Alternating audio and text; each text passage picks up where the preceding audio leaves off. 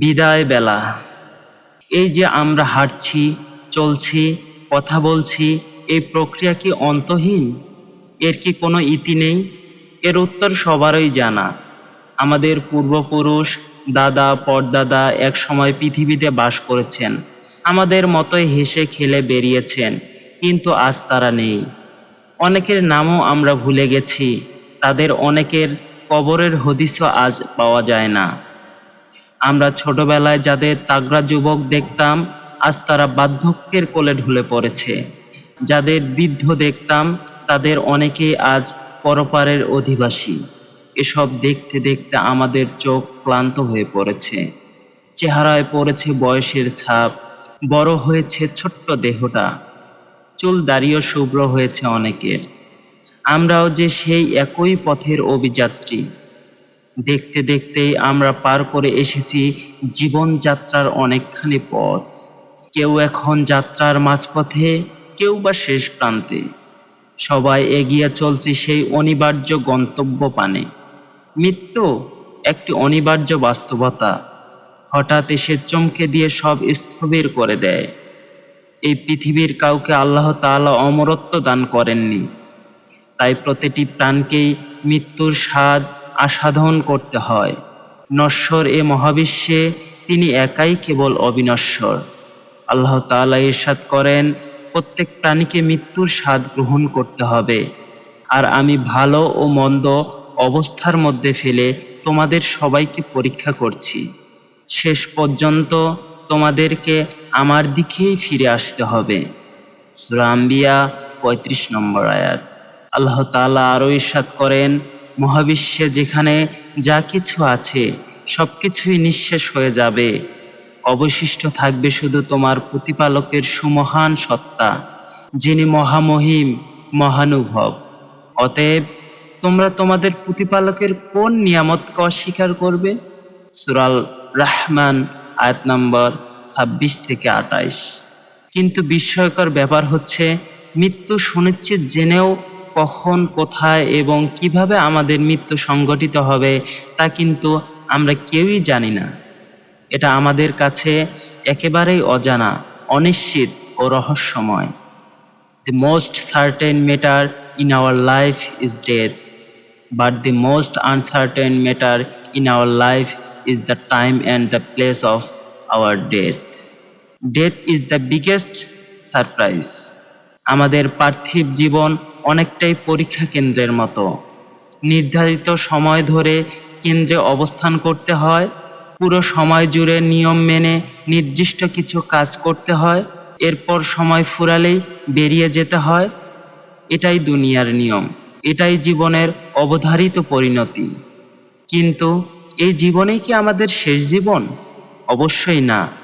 এই জীবনে আমাদের শেষ জীবন নয়, এর পরেই রয়েছে অনন্তকালের চিরস্থায়ী জিন্দেগির ব্যাকুল হাতছানি। সেই জীবনের তুলনায় আমাদের পার্থিব জীবন অতি ক্ষুদ্র।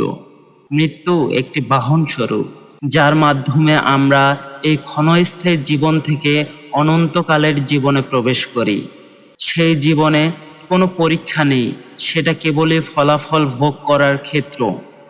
যদি দুনিয়ার জীবন সৎকর্মের মাধ্যমে কাটাতে পারি, তবে সেখানে ভোগ করব সীমাহীন আনন্দ। আর যদি দুনিয়ার জীবন কুকর্ম দিয়ে কুলসিত করে ফেলি, তবে পরকালে ভোগ করতে হবে নিদারুণ কঠিন শাস্তি। তাই মৃত্যুর পরবর্তী অনন্ত জীবনের সুখী হওয়ার জন্য দুনিয়ার ক্ষণস্থায়ী জীবনে কিছু নিয়মের মধ্য দিয়ে চলতে হয়, সৎকর্ম করতে হয়, ভুল হয়ে গেলে তাওবা করে ফিরে আসতে হয়। তবেই সার্থক হয় আমাদের জীবন পরীক্ষা। মৃত্যু একবার দরজায় কড়া নাড়ালে জীবন ঘন্টা বেজে যাবে, শেষ হয়ে যাবে আমাদের পরীক্ষার নির্ধারিত সময়। তখন আর থাকবে না কোনো সৎকর্ম করার সময়, থাকবে না ভুল সংশোধনের কোনো সুযোগ। তাই মৃত্যু আসার আগেই আমাদের পরকালীন জীবনের প্রস্তুতি নেওয়া উচিত। আল্লাহ তাআলা বলেন, তোমরা কি ভেবেছ আমি তোমাদের অনর্থক সৃষ্টি করেছি এবং তোমাদের কখনো আমার দিকে ফিরে আসতে হবে না? সূরা মুমিনুন আয়াত নম্বর 115। আল্লাহ তাআলা এখানে আবাচা শব্দ ব্যবহার করেছেন, যার অর্থ খেলার ছলে বা খেলার জন্য। অর্থাৎ আল্লাহ তাআলা আমাদের লক্ষ্য ও উদ্দেশ্যহীন নিছক আমোদ আহ্লাদের জন্য সৃষ্টি করেননি, বরং তার ইবাদত বা গোলামির জন্যই সৃষ্টি করেছেন।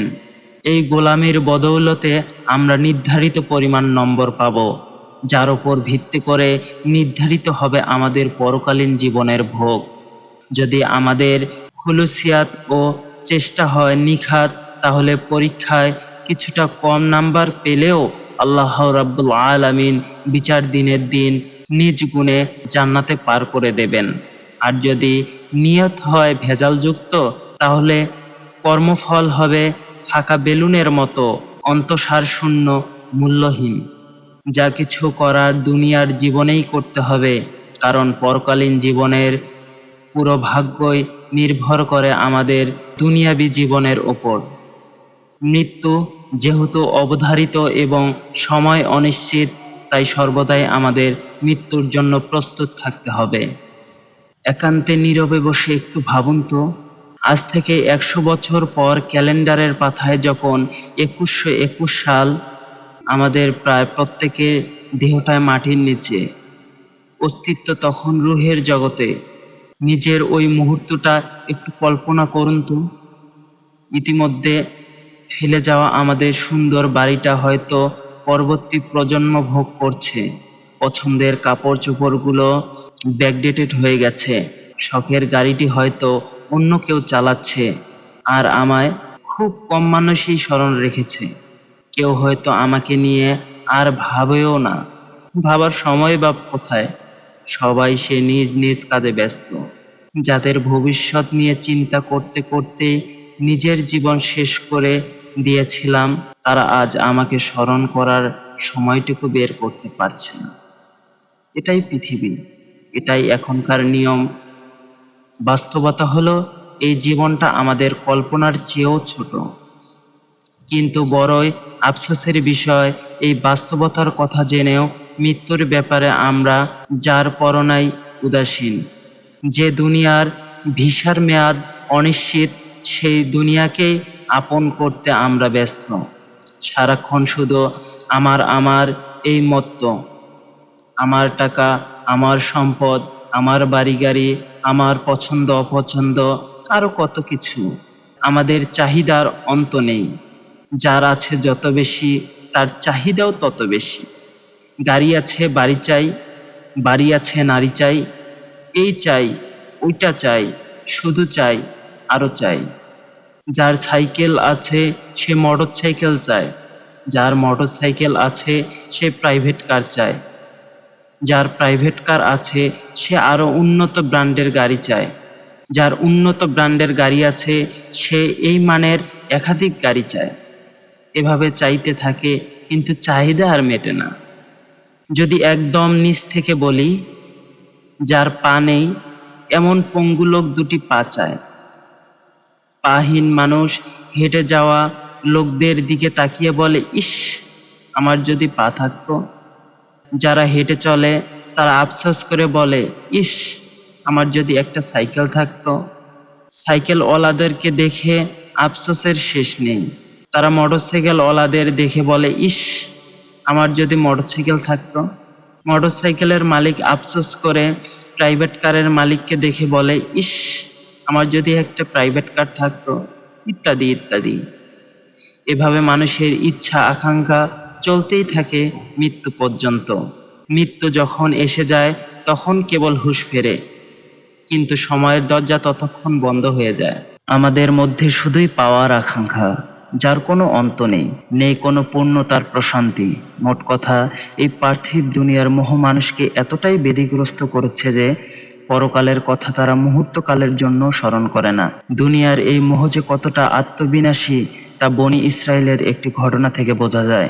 একদিন 3 যুবক পথ চলতে চলতে দেখল 4টা বড় বড় স্বর্ণের টুকরো পড়ে আছে। এগুলো দেখে তাদের চোখ ছানা বড়া হয়ে গেল। খুশিতে আত্মহারা হয়ে পড়ল সবাই। সিদ্ধান্ত হলো প্রত্যেকেই সমানভাবে ভাগ করে নেবে। কিন্তু এতে মন ভরল না কারো। তাই প্রত্যেকে ভাবনা শুরু করে দিল কি করে সবগুলো স্বর্ণের টুকরো হাতিয়ে নেওয়া যায়। কিছুক্ষণ পর একজনকে বলা হলো, তুমি বাজার থেকে আমাদের জন্য খাবার নিয়ে আসো।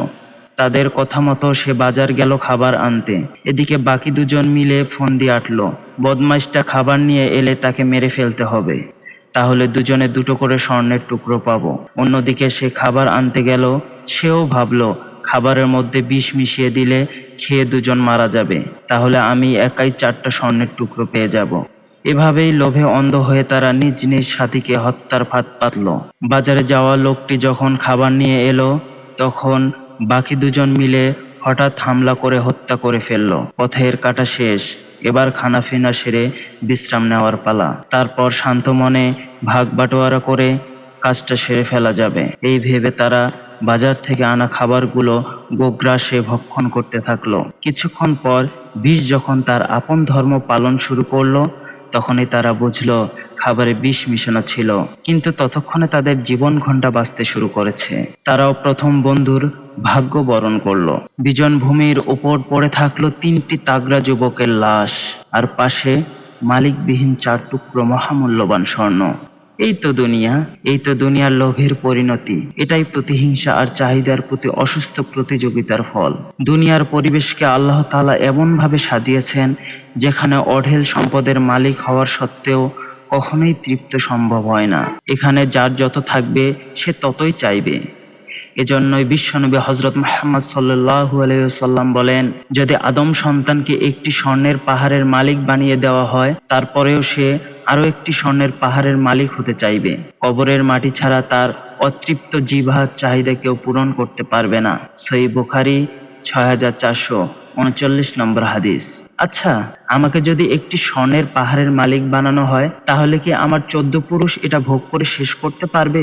না, পারবে না তো। তাহলে কেন আমরা আরো চাইবো? কারণ দুনিয়ার জীবনে সর্বদাই আমরা হারানোর ভয়ে অস্থির থাকি। যেখানে হারানোর ভয় থাকে সেখানে তৃপ্তি কখনোই সম্ভব নয়। আর দুনিয়ার অনিশ্চিত জীবন কখনো হারানোর ভয়কে জয় করাও সম্ভব নয়। এই ভয়কে কেবল তখনই জয় করা সম্ভব হবে যখন জীবন হবে চিরস্থায়ী এবং সম্পদ থাকবে অফুরন্ত। আর এটা জান্নাতের জীবন ছাড়া কখনোই সম্ভব নয়। তাই আমাদের দুনিয়ার মোহ ত্যাগ করে চিরস্থায়ী জান্নাতের মোহই মত্ত হওয়া প্রয়োজন। দুনিয়ায় সফলতার জন্য আমরা সর্বদাই পেরেশান থাকি, সুন্দর সুন্দর পরিকল্পনা করি, নানা কৌশল অবলম্বন করি। কামিয়াবি হাসিলের জন্য নিজের দক্ষতা, দুর্বলতা, সুযোগ সুবিধা বিশ্লেষণ করি। শ্রেয় প্রচেষ্টার সর্বোচ্চটুকু দিয়ে নিজের পারঙ্গমতা প্রদর্শন করি। কিন্তু সেই তুলনায় পরকালের সাফল্য অর্জনের জন্য ন্যূনতম তৎপরতা, কৌশল কি আমাদের আছে? উত্তরটা হয়তো না আসবে। তাহলে কিভাবে আমরা সাফল্যমণ্ডিত হব? আর কি করেই বা পার্থিব জীবনের মোহ কাটাবো? আমরা জানি মৃত্যুর স্বাদ জীবনের সকল স্বাদ কেড়ে নেয়। নিয়মিত মৃত্যুর স্মরণ জীবনের মোহ দূর করে দেয়। তাই আমাদের অধিক পরিমাণে মৃত্যুকে স্মরণ করা উচিত। নবীজি হযরত মুহাম্মদ সাল্লাল্লাহু আলাইহি ওয়াসাল্লাম বলেছেন, তোমরা অত্যাধিক পরিমাণে জীবনের স্বাদ হন্তারক মৃত্যুকে স্মরণ করো। জামিআত তিরমিজি 2307 নং হাদিস। যার জন্ম হয়েছে তার মৃত্যু হবে, এটা দিবালোকের মতো স্পষ্ট ও সুনিশ্চিত। মৃত্যুর স্বাদ আমাদের গ্রহণ করতেই হবে, এতে বিন্দুমাত্র সংশয় নেই। তাই মৃত্যুর জন্য আমাদের প্রস্তুত গ্রহণ করা উচিত। এই পৃথিবীতে আগমনের একটা সিরিয়াল থাকে, কিন্তু বিদায়ের কোনো সিরিয়াল থাকে না। দাদা, বাবা, ছেলে, নাতি, এটা আসার সিরিয়াল, কিন্তু যাওয়ার বেলায় কখনো কখনো দাদার আগে নাতি চলে যায়, বাবার আগে ছেলে চলে যায়, মায়ের আগে মেয়ে চলে যায়, বয়স্কদের আগে তরুণরা বিদায় নেয়। বিদায়ের ক্ষেত্রে কোনো ধারাবাহিকতা নেই। যার যখন ডাক পড়ে চলে যেতে হয় তাকে, কোনো এক্সকিউজ চলে না। মানব জীবন কতগুলো অধ্যায়ের সংযোজন। মৃত্যুই মানব জীবনের পরিসমাপ্তি নয়, বরং জীবনচক্রের এক স্টেশন থেকে আরেক স্টেশনে পদার্পণ মাত্র। দুনিয়ার জীবন চুকিয়ে আমরা যখন মৃত্যুকে আলিঙ্গন করব, তখন কবর হবে আমাদের প্রথম স্টেশন, যাকে বলা হয় বারজাক। কবরের এই স্টেশনে পার পাওয়া গেলে পরবর্তী স্টেশন অর্থাৎ হাসরের ময়দানের হিসাবও সহজ হয়ে যাবে। আর কবরের স্টেশনে গন্ডগোল লেগে গেলে পরবর্তী ধাপগুলো বিভীষিকা অনুমান করা সত্যিই কঠিন। বিশ্বনবী হযরত মুহাম্মদ সাল্লাল্লাহু আলাইহি ওয়াসাল্লাম বলেন, কবর হলো জান্নাতের উদ্যানসমূহের একটি উদ্যান, অথবা জাহান্নামের গর্তসমূহের একটি গর্ত। জামিয়ার তিরমিজি 2460 নং হাদিস। এজন্য বিশ্বনবী সবসময় কবরের আযাব থেকে রেহাই পাওয়ার দোয়া করতেন, হে আল্লাহ, আমাকে কবরের আযাব থেকে বাঁচাও। আমরা বলেছিলাম দুনিয়ার জীবন একটি পরীক্ষা কেন্দ্রের মতো, কিন্তু এটি চূড়ান্ত পরীক্ষা নয়, বরং ক্লাস টেস্ট মাত্র, মূল পরীক্ষার প্রস্তুতি পর্ব। সেই অর্থে পুরো জীবন একটি পরীক্ষার প্রস্তুতিকাল। মূল পরীক্ষা শুরু হবে মৃত্যুর মধ্য দিয়ে। কবর হলো সেই পরীক্ষার প্রাথমিক পর্যায়। এখানেই শুরু হবে প্রাথমিক সওয়াল জবাব। কাফিরদের করা হবে 3টি প্রশ্ন আর মুমিনদের 4টি। রহমানুর রহিম আল্লাহ তাআলা আমাদের জন্য প্রশ্নপত্র ফাঁস করে দিয়েছেন। এর সত্ত্বেও যদি আমরা ফেল করি, তাহলে এর দায় পুরোটাই আমাদের। আল্লাহ তাআলা বলেন, বলে দাও, আমি কি আল্লাহ ছাড়া অন্য কারো প্রতিপালক সন্ধান করব? অথচ তিনি প্রতিটি জিনিসের মালিক। প্রত্যেক ব্যক্তি যা কিছু করে তার লাভ ক্ষতি অন্য কারো ওপর নয়, স্বয়ং তার উপরেই বর্তায়, এবং কোনো ভার বহনকারী অন্য কারো ভার বহন করবে না। পরিশেষে তোমার প্রতিপালকের কাছেই তোমাদের সকলকে ফিরে আসতে হবে। তোমরা যেসব বিষয়ে মতভেদ করতে, তিনি সে সম্পর্কে তোমাদের অবহিত করবেন। সূরা আনআম 164 নং আয়াত। আজকের মতো এতটুকু। দেখা হবে অন্য কোনো ভিডিওতে। আসসালামু আলাইকুম ওয়া রাহমাতুল্লাহি ওয়া বারাকাতুহু।